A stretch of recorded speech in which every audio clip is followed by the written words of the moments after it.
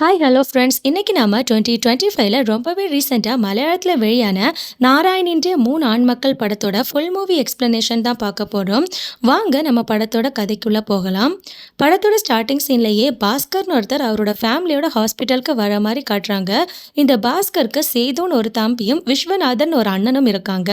இந்த தம்பியான சேது இருக்கார் இல்லையா, அவரு தான் அவங்களோட 2 அண்ணனும், அதாவது பாஸ்கரையும் விஸ்வநாதனையும் இங்கே ஹாஸ்பிட்டலுக்கு வர வச்சிருப்பாரு. ஏன்னு பார்த்தீங்கன்னா, இவங்க 3 பேரோட அம்மா இப்போ ஹாஸ்பிட்டலில் ரொம்ப சீரியஸான கண்டிஷனில் இருக்காங்க. அவங்கள வெண்டிலேட்டரில் தான் வச்சுருக்காங்க. டாக்டர் அவங்க இன்னும் ஒரு நாள் தான் உயிரோட இருப்பாங்கன்னு சொல்லி அவங்களுக்கான கால அவகாசத்தையும் கொடுத்துட்டாரு. ஸோ அதனால இன்னைக்கு நீங்கள் வெண்டிலேட்டர்லேருந்து எடுத்துகிட்டு அவங்களோட வீட்டுக்கே கூட்டிகிட்டு போயிடலான்னு சொல்லியிருக்காரு. ஸோ அதனால தான் இந்த சேது அவங்களோட அண்ணனுங்களை இங்கே வர வச்சிருக்காரு. இப்போ இவங்க அம்மாவை வெண்டிலேட்டர்லேருந்து மாற்றி அவங்களோட குடும்ப வீட்டுக்கு கூட்டிகிட்டு போகிறாங்க. இவ்வளோ நாட்களாக இவங்களோட அம்மாவை பார்த்தது கடைசி பையனான சேது தான். நம்ம சேது இதுவரைக்கும் திருமணம் பண்ணிக்கவே இல்லை.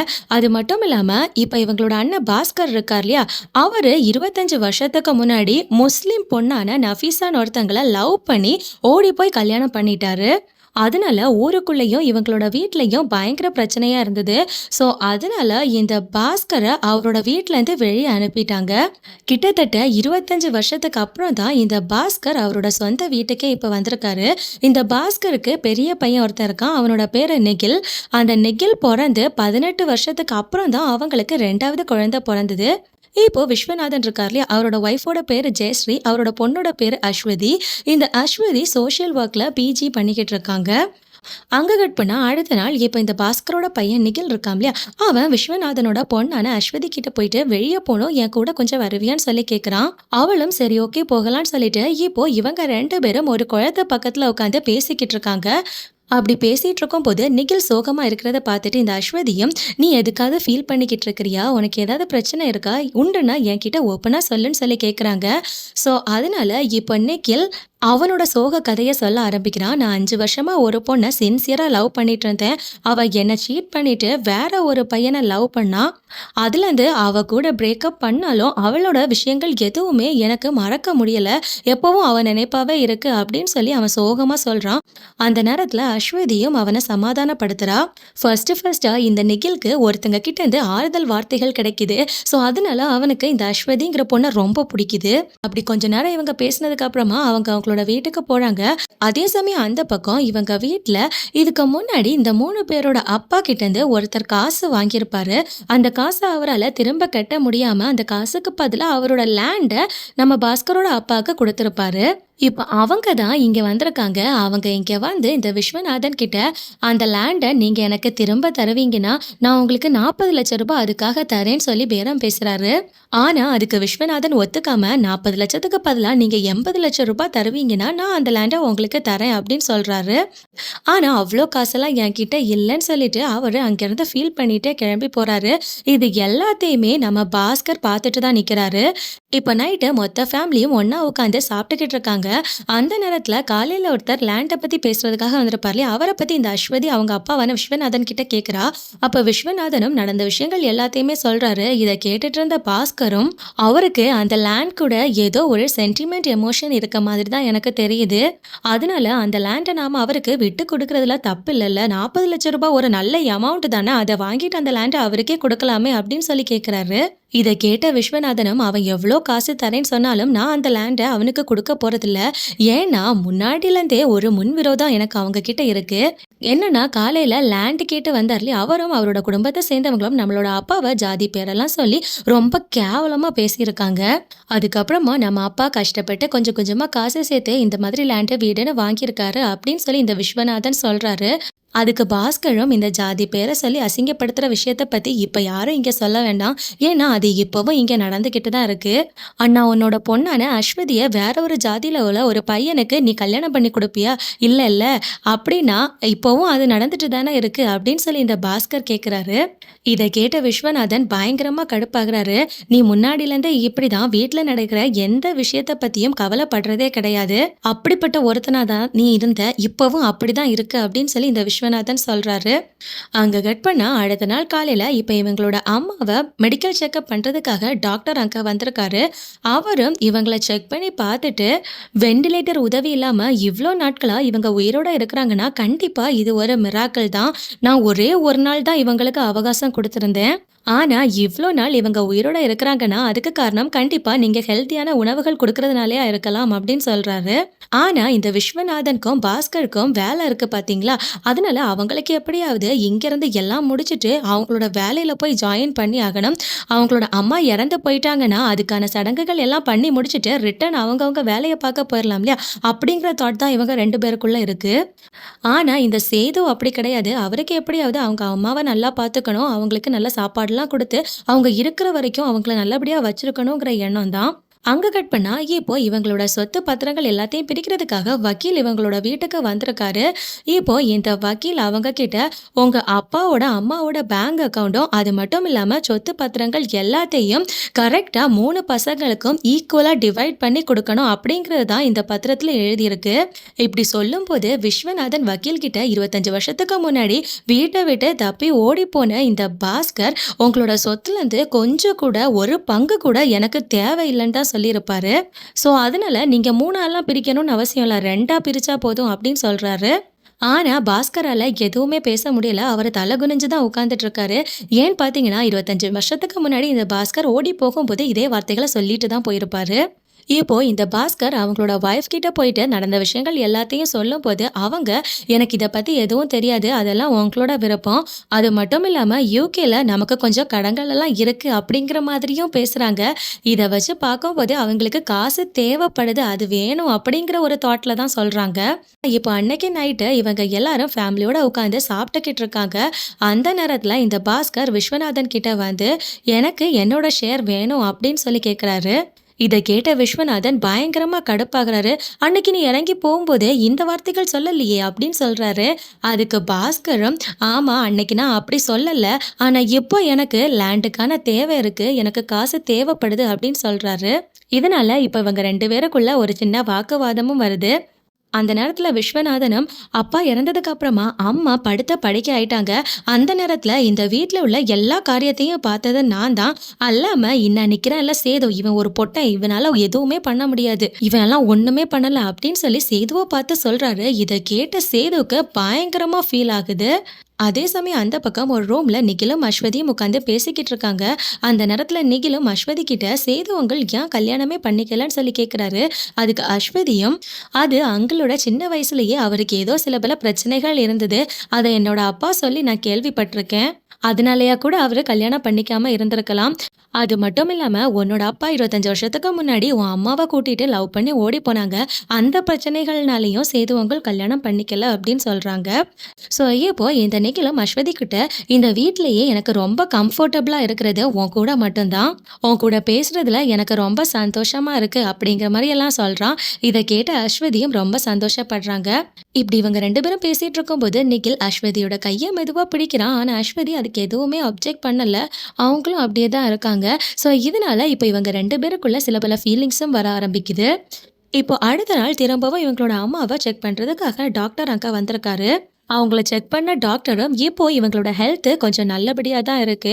கொஞ்சம் முன்னேற்றம் தெரியுது. நீங்க நல்ல ஃபுட் குடுக்கறதுனாலயா இருக்கலாம் அவங்களோட பாடி இவ்ளோ ரியாக்ட் பண்ணுது. இல்லன்னா வென்டிலேட்டர் ரிமூவ் பண்ணதுக்கு அப்புறமா ஒரு ஆள் இப்படி இருக்கிறதுக்கான வாய்ப்பே இல்ல அப்படின்னு சொல்லி டாக்டர் சொல்லும்போது, இதை கேட்டு விஸ்வநாதன் டாக்டர் கிட்ட, அப்போ நல்ல ஹெல்த்தியான ஃபுட்ஸை கொடுக்காம இருந்தா என்னோட அம்மா இறந்து போயிருவாங்க தானே அப்படின்னு சொல்லி கேட்குறாரு. ஆனா இதை கேட்ட டாக்டருக்கு பயங்கரமா கோவம் வருது. நான் ஒரு டாக்டர், என்னால ஒரு நோயாளிய காப்பாத்த மட்டும்தான் முடியும். அவங்கள கொலை பண்றதெல்லாம் என்னோட வேலை கிடையாது. இவ்ளோ பெரிய வேலைய வச்சுட்டு இவ்ளோ பெரிய வீட்ல இருக்கீங்க இல்லையா? உங்க அம்மாவ பார்க்கறதுக்கு உங்களால முடியாதா? நல்ல வேலைலாம் இருக்கு தானே, ஒழுங்கா உங்க அம்மாவ பார்த்துக்கலாம்ல அப்படின்னு சொல்லி அங்கிருந்து கோவப்பட்டுட்டு கிளம்பி போறாரு. அந்த நேரத்துல சேதுவும், என்னோட அம்மாக்கு நான் ஃபுட்டு கொடுக்காம இருக்கவே மாட்டேன். என்னோட அம்மா இறந்து போற நேரம் கூட அவங்க நல்ல சாப்பாடை சாப்பிட்டுட்டு தான் இறந்து போகணும். என் அம்மாவை நான் பட்டினி போடவே மாட்டேன். என்னோட அம்மாவை நான் பத்திரமா பார்த்துப்பேன் அப்படின்னு சேது சொல்றாரு. இப்ப அடுத்த நாள் ஃபேமிலில இருக்க எல்லாருமே பக்கத்துல இருக்க ஒரு கோவில்ல திருவிழா நடக்குது. அதுல கலந்துக்கிறதுக்காக போறாங்க.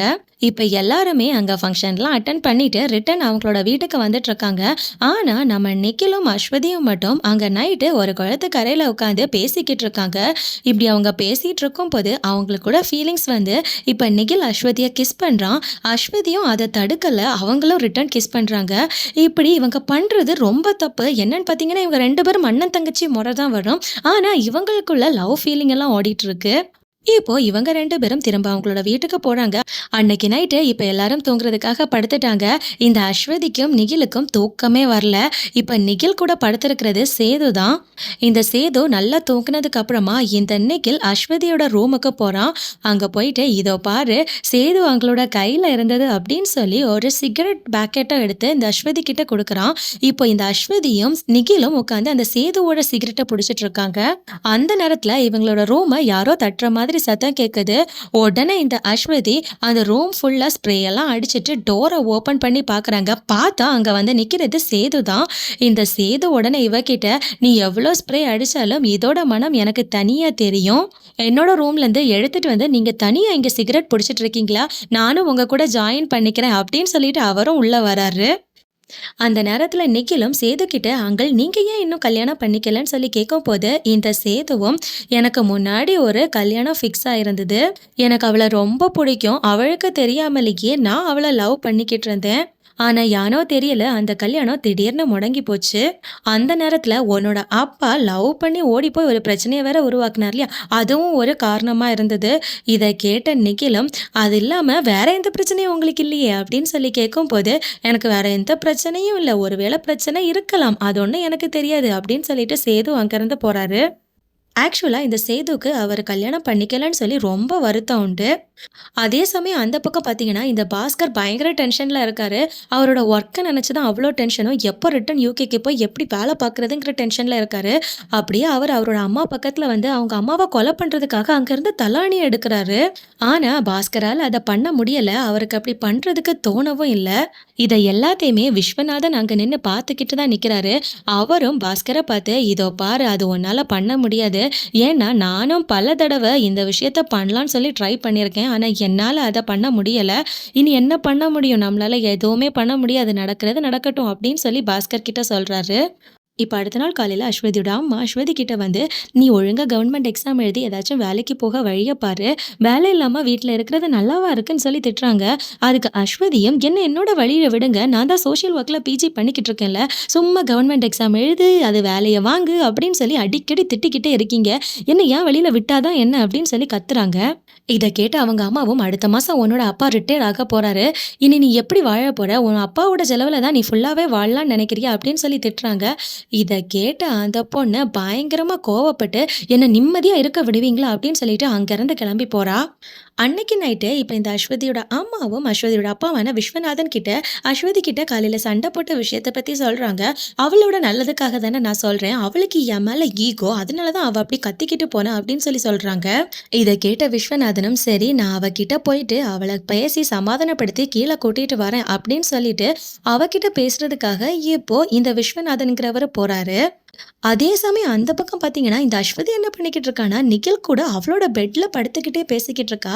அந்த நேரத்துல இப்ப அவங்களுக்குள்ள ஃபீலிங்ஸ் வருது. அவங்க இப்ப பிசிக்கல் ரிலேஷன்ஷிப்லயும் இருக்காங்க. இந்த பக்கம் இந்த விஸ்வநாதன் அவங்களோட பொண்ணுகிட்ட பேசுறதுக்காக அவளோட ரூமுக்கு வந்திருப்பார் இல்லையா? இந்த அஸ்வதியோட கெட்ட காலம் அவளோட ரூம க்ளோஸ் பண்ணல போல. ஸோ அதனால அவளோட அப்பா ரூம் டோரை ஓப்பன் பண்ணதும் இவங்க 2 பேரும் பிசிக்கல் ரிலேஷன்ஷிப்ல இருக்கிறத பார்க்குறாரு. இத பார்த்து கடுப்பான இந்த விஸ்வநாதனும் நிகிலை இழுத்து போட்டு பயங்கரமா அடிக்கிறாரு. இந்த நிகிலும் பயங்கரமா பயப்படுறான். அங்கிருந்து கீழே ஓடி போறான். ஆனா விஸ்வநாதன் விடாம அவன் பின்னாடியே ஓடி போய் அவனை பயங்கரமா அடிக்கிறாரு. இந்த நிகிலோட சத்தத்தை கேட்டு பாஸ்கர் எல்லாம் வெளியே வராரு. அவர் அங்க வரும்போது இந்த விஸ்வநாதனும், "உன்னோட பையன் என் பொண்ணு கிட்ட எவ்வளவு கேவலமா பிஹேவ் பண்ணியிருக்கான் தெரியுமா?" அப்படின்னு சொல்லி கத்துறாரு. இதை கேட்ட பாஸ்கரும், "நாங்க இங்க வந்ததுல இருந்தே என் பையனோட பின்னாடி நடக்கிறது உங்களோட பொண்ணு தான். முதல்ல அவளை போய் சரி பண்ணுங்க" அப்படின்னு சொல்லி இந்த பாஸ்கர் சொல்றாரு. இந்த சத்தத்தை எல்லாம் கேட்டு சேதுவும் அந்த இடத்துக்கு வராரு. இப்ப சேதுவும் விஸ்வநாதனையும் பாஸ்கரையும் சமாதானப்படுத்த ட்ரை பண்றாரு. ஆனா இவங்க 2 பேரும் அதை கேட்கிற மாதிரி இல்ல. அந்த நேரத்துல நம்ம சேதுவை இந்த விஸ்வநாதன் தேவையில்லாம பொட்டன் பொட்டன் தான் சொல்லிக்கிட்டே இருக்காரு. இத கேட்ட சேதுக்கு பயங்கரமா கோவம் வருது. என்ன பொட்டேன்னு கூப்பிடாதீங்க, ஒழுங்கு மரியாதையா இருங்க. அண்ணனோ இல்ல கூட பிறந்தவனோ நான் பார்க்க மாட்டேன். அதுக்கப்புறம் நான் எப்படி பிஹேவ் பண்ணுவேன்னு உங்களுக்கே தெரியாது. உங்க யாருக்கும் கொஞ்சம் கூட பாசமே கிடையாது.